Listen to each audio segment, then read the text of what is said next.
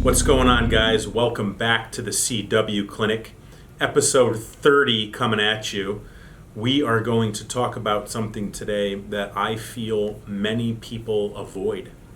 I think that what we're going to discuss today is a topic that most people feel uncomfortable, let alone discussing, than executing. It's just a very uncomfortable topic. And my plan for today is to discuss how I've dealt with this situation and what I can offer in advice for everyone listening in this situation that pretty often comes up. And what we're going to talk about today is a very simple subject of change. Just change. Change in the sense of most people I know avoid change. Most people I come in contact with won't fight to change themselves specifically. Most people don't realize that the answers they're looking for would come to fruition with change, mostly within themselves. I'm able to understand this topic better at my position in life today because for the past 15 years or so, change has been such a huge part of my life. I used to really avoid from anything confrontational that had to do with change. Later in my life, I've discovered that everything I've ever really wanted has always been on the other side of changing. And the example that I'm going to discuss to kind of connect with everyone is major change. And I feel as most people should be able to understand the story I'm about to tell of change is so significant that it should be able to resonate with a lot of people with big change in their life. Like, I'm talking about the biggest change you've ever been through. This is what we're discussing. And for me, one of the biggest changes I ever went through was in February of 2009. I was 24. I was 24 years old, and I was just getting out of the military. You know, I thought maybe I would talk about change in regards to going to war, which is a bigger change than getting out of the military. But I believe that's a topic for a different show. This change I want to focus on is after you spend 5 years in the military, go to war a couple times, your life's completely different. The military trains you to operate completely differently. The whole premise to boot camp for every armed force, if I'm not mistaken, is it breaks you down from the civilian that you are into what the military needs you to be, which in simplest terms is be able to follow orders. Chris, go do this. Got it. Gonna get it done. There's no, oh, my head hurts, or, it's my time of the month, or, I'm sick, or my ankle is injured. No, it's you get the shit done. And there's very little, and I'm speaking about when I was in.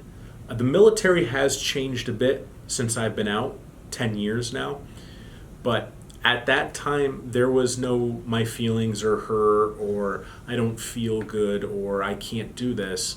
And that's the premise of what boot camp teaches you, is to just basically be a soldier, right? A soldier is almost like a machine, like it doesn't stop, it just keeps going. And the Army has this basically process, which is boot camp, to teach you to become a soldier. But there's not a process to come out of the Army, to be a civilian again. They release you at this time, I believe things have changed, they release you back into the wild, if you will, trained as a soldier. And I assure you, not carrying around a machine gun, wearing body armor, and kicking down people's doors while they're sleeping is a big change. Coming back to Connecticut, where everyone's entitled and think that the world revolves around them, and I have to stop at a stoplight. I hadn't really stopped at a stoplight in 5 years. Obey law, listen to people, and not have a violent reaction to how I wanted to solve problems. So I'm talking about change here.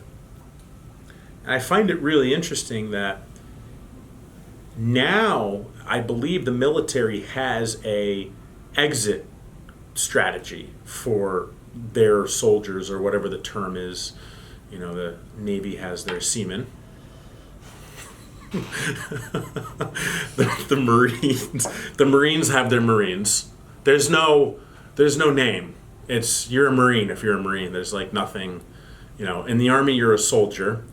In the Air Force you're a airman or airwoman.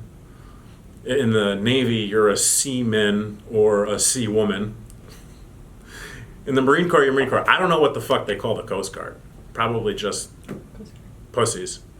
Coast Guard? Coast Guard, my cousin was in the Coast Guard. Oh, Coast Guard. Guys, if you're hearing Marianne, the new producer to the show, we tried to mic her up, but it's not working. Interestingly, she's in charge of the audio, so I find it ironic how she didn't want to be on the show and her mic isn't working.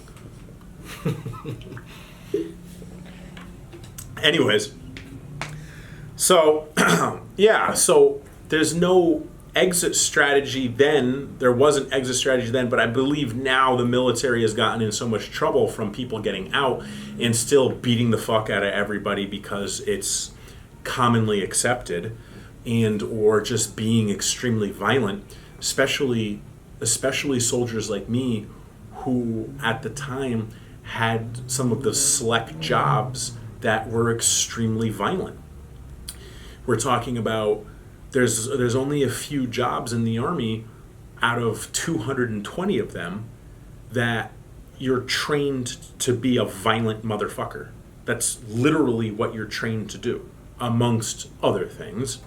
But the forefront is violence. Most people don't realize war is violent. We watch movies, we see the TV shows, we see the news, but for those of us that have lived it, it's very difficult to come out of the military and not be short-fused, to say the least. So this change that I'm talking about is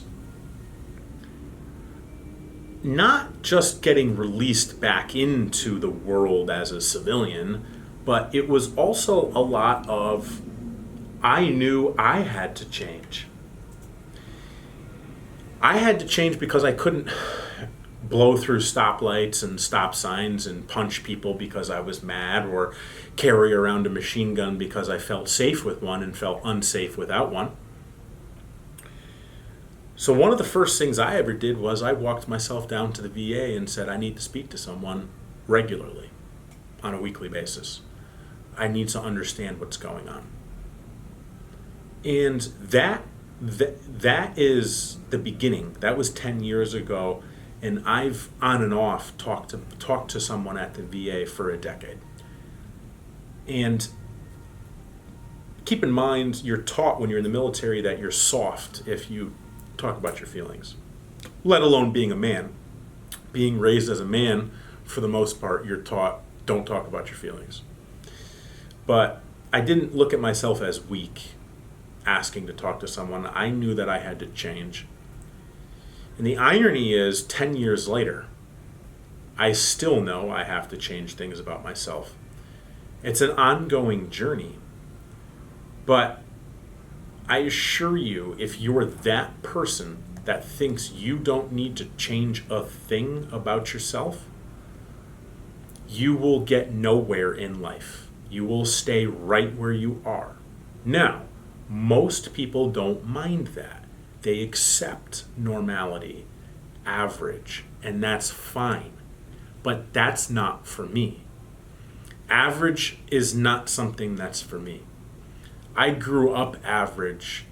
I knew I never wanted to be average again. Average to me was poor. I never wanted to be poor again. So I knew I had to change some things. And for the past 10 years, I've been changing. 1 day at a time, 1 month at a time, 1 year at a time. With all of the change that I knew I needed, it's led me to where I am today. The cool part is I know that there's still plenty more that needs to be changed. And on a daily basis, I attempt to change it. My daily routine is centered around positive changing habits as soon as I wake up in the morning, which we've discussed on this show. Some of the best ones I've ever harnessed are talking to someone, which I don't do in the morning, but talking to someone overall, journaling for gratitude, meditation, and reading. Some of the most monumental changes that's led me to where I am is hiring mentors. So, the biggest change that I've ever gone through is getting out of the military, I'd say. I'm excluding going to war. We're going to sum that up to getting out of the military and becoming a civilian again. What I want to talk about is how vitally important changing your actions and or yourself can be. So now that you guys have heard my little story about my biggest change, I didn't get in trouble when I got out of the military. I didn't get arrested. I didn't get DUIs. I didn't get beat up. I didn't cause problems. The problems that I caused were internal, mostly by suppression. So, a lot of veterans do get in trouble, and I'm using myself as an example to teach you that if you are challenged with change in your life, like maybe it's external pressure from someone or something, or your job, or your relationship, or moving, or losing someone in your life, think about it objectively. Maybe there's a reason why someone's pushing it on you. If you are aware enough to understand that you need to change to progress in life, the longer you wait and the less action you take, the more time you're going to waste. It hit me at 24 I had to change. Actually, it hit me before that. I went into the military knowing I needed to change. So I was 19 when I went in. So I knew I needed to change 15 years ago. But the point is, I've been working on it. I don't avoid change. So for instance, say you're in a relationship, whether it's romantic or a friend relationship, business relationship, a relationship with someone else in some degree, and you know it's not good for you. You know the person's negative, or doesn't support your dreams, or laughs at you, or isn't there when you need them. That's a big one, guys. That's a big one. If you're there for someone when they need you, but they're not there when you need them, okay, that's a big sign. And what I'm getting at is, if you think that that relationship is not good for you in whatever capacity it is, change needs to be made, all right? You can't expect and assume someone else to do anything for you unless you've set boundaries and expectations. If you're in a personal relationship with someone and you know they're not good for you and the relationship just isn't good and you're constantly arguing and you're constantly at each other and you're cheating on each other and you're fucking each other over and it's just a toxic relationship, even if it's not that bad but you have inclinations that it's not good for you, change that shit. I know the beginning might be tough, but you'll get past it. You will. You'll get past it.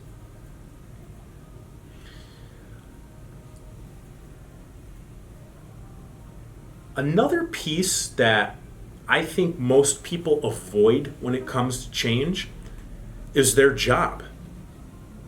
Now, I'm speaking not as an employer on this, I'm speaking as just a person who observes. I'm a consumer of far more products than I sell. I go into businesses all the time and assess the employees. So, when I'm at a business and I see an employee that doesn't give a shit, I think to myself, why do they have this job? Why don't they go do something they want to do? Why? The answer is because there's change that's needed. You can make all the excuses in the world, but the point is, if you're not happy at your job, your boss is an ass, or you're not hitting the numbers you need to hit, or you dread going in, or it's not a good environment for you, or you're not getting the support that you need, or whatever it is, I guarantee you'd be better if you embraced the change and got a new job.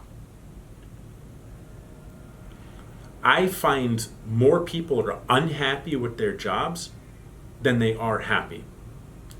And on the other side of what you're resisting could be lifelong passion, could be executing your purpose, could be helping someone else execute their purpose you want to follow. Could be a magnitude of things, but if your job's no good for you and you know it, if something's resonating with inside you right now and you're thinking, well, maybe I'm not good with my job, or my job isn't good for me, or whatever it might be, try to fix it. If it's unfixable, embrace the change and get the fuck out. All right? Your boss knows a long time before you admit it. The stepping back into the employer aspect of things is, the interesting thing is, as an employer, I know when people are unhappy at their job. They don't know that they're unhappy, right? When it comes to their work. The hardest part is articulating it to someone without offending them and it turning into a mess. But that's ego, which is a whole different topic. If you have any inclination that you need to leave, leave. There's no question about it. Talk to your boss. He already knows you don't want to, or he or she knows you don't want to be there. I assure you of that.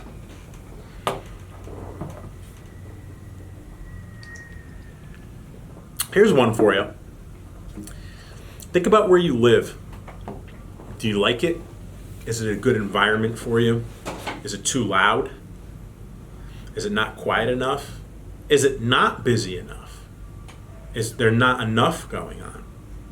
Is your roof leaking? Or do you have roommates that you can't stand? Think about where you live and think about if you like it. Is it good for you? Should you be where you are? Have you ever traveled outside of where you live to see if there's somewhere else that might be better for you? And I'm not just necessarily talking about towns. Could be talking about your state or the country. You know, I've had the opportunity to live all over the world, all over the country as well. I know where I belong. I know that I will not end up in Connecticut. I know that I'll end up north in the mountains playing around in the snow. I've picked myself up out of the first house that I owned, did what I needed to do financially to be able to buy a second home and move out of the town that I was in because I couldn't stand it. How many of you have the balls to do something like that? Change your environment because it's no good for you. This doesn't make me any better than anybody else, but I know if something's not good for me, I will change it with the quickness.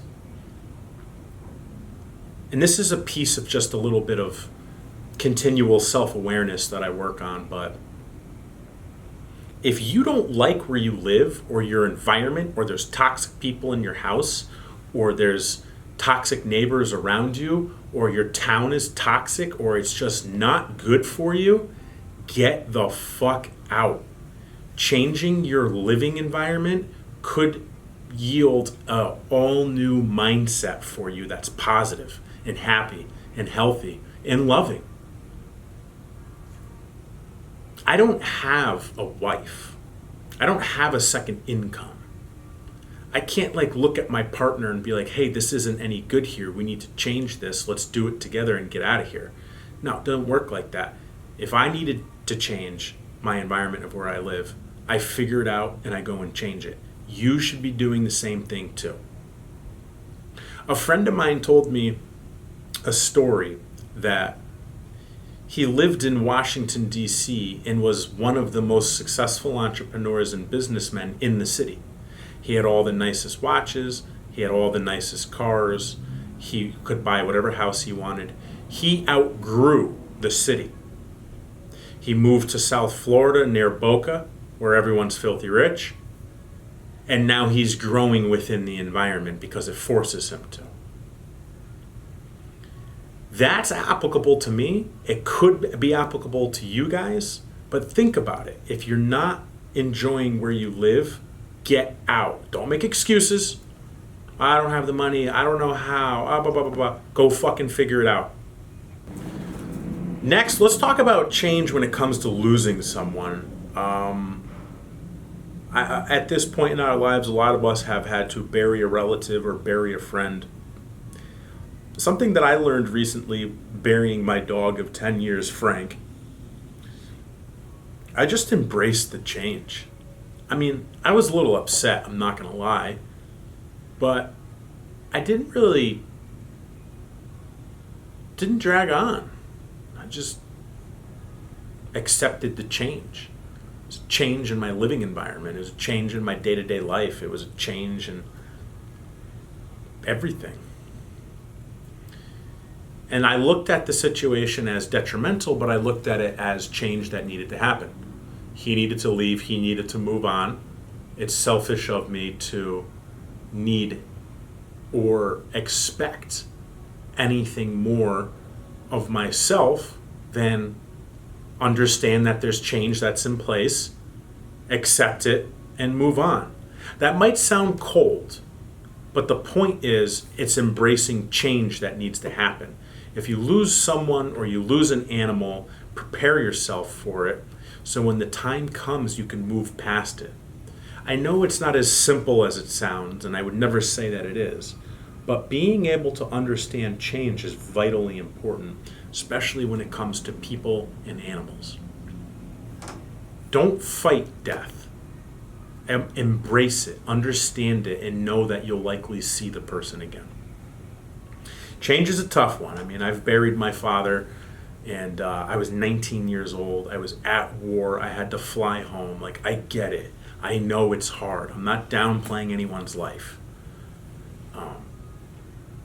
But now that I'm a little bit older, I understand that if you embrace change and you know it's coming, or if it has come and you embrace it, you can save yourself a lot of time and heartache.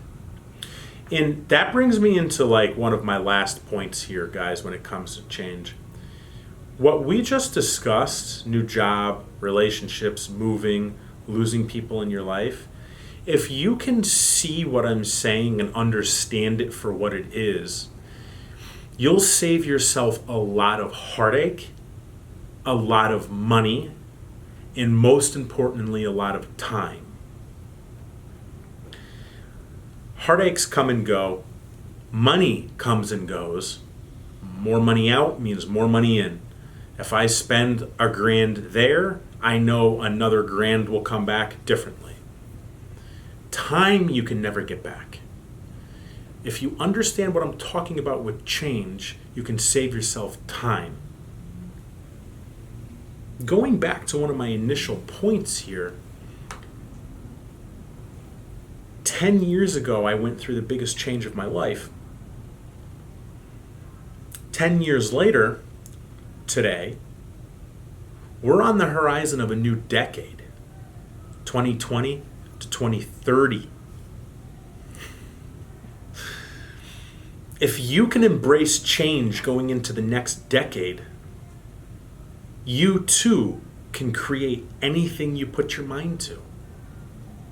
You can create businesses, flourishing relationships, a body you're proud of, a mindset you're proud of, assets you're proud of, financial freedom. There's so many things you can do if you embrace change. If you're sitting there and you're motherfucking everything and everyone because everything is hard, you need to look in the mirror and understand that you're your own worst problem. And you need to change it. If you don't work on yourself, no one else is going to be able to. Work on yourself. Give yourself that luxury of cutting yourself a break and understanding that what you want all starts with change. What I've done in 10 years, you guys can do in 5. Maybe 2, depending on how hard you work. Understand that progress is made with change. And on that note, what I'll say is, I know this show is a little bit different by myself. I do enjoy a co-host. I do enjoy having guests, and we're getting there when it comes to them. But I want to thank you guys first and foremost for sticking with me on this. Once you listen to this episode, reach out to me. Tell me what you think. Get a hold of me however you know how. If you don't know how to follow me, on Facebook, Christopher Warnes. On Instagram, at Chris Warnes1. And now on YouTube, you can find me at Chris Warnes. Can we change that, Marianne? We can change Can that. you make it to like CW or something? Or maybe something ridiculous, not my name? Yeah. Can you do that? Mm-hmm. I appreciate that. Thank you. Again, Christopher Warnes on Facebook, Chris Warnes1 on Instagram, and at this very moment, Chris Warnes on YouTube. You guys are probably sick of hearing my name. I mean, I get sick of hearing my name sometimes too. But regardless, once you listen to these episodes, reach out to me. Let me know what you think. Talk to me. I want someone to talk to about this shit. Marianne, do you have the password to our email address? Which one? The CW Clinic? No. Well, Steve, our former co-host, will likely get your email, but we'll get the password by the time you guys hear this. Yeah, man. For everyone, thank you. For the 20 minutes of your time, for the half hour of your time, I appreciate it. I really, really do. And thank you for your support. And my closing thought is, change is on the other side of the conflict you're avoiding.